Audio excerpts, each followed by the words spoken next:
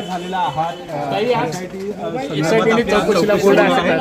SIT समोर आपण आज हजर होता. आज SITचा जो तपास सुरू आहे रूम खाली करा. त्या संदर्भात त्यांचे काही प्रश्न असतील तर त्या प्रश्नांना काही उत्तर त्यांना हवी असतील तर ते देण्यासाठी मी आज आलेली आहे आणि त्या तपासामध्ये पूर्णपणे माझं सहकार्य राहील. त्याच्यामुळे आता तपासाला सामोरं जात असताना जी मदत पोलिसांना असेल, इन्व्हेस्टिगेशन टीमला असेल, तपास अधिकाऱ्यांचे जे काही प्रश्न असतील त्यांना निश्चितपणाने मी सहकार्य. अनेक प्रश्न आपल्या संदर्भात उपस्थित करण्यात आलेले होते. या सगळ्या प्रकरणामध्ये आपण या अशोक खरातल्या गुन्ह्याने पाठीशी घातलं होतं असं देखील काहींनी त्या ठिकाणी विधान केलेलं होतं. या अनुषंगाने नेमका तपास आज होणार आहेत का, आपण नेमकं काय खुलासा करणार? मला असं वाटतं की अनेक शंका तुमच्या त्यांच्या मनामध्ये आहे.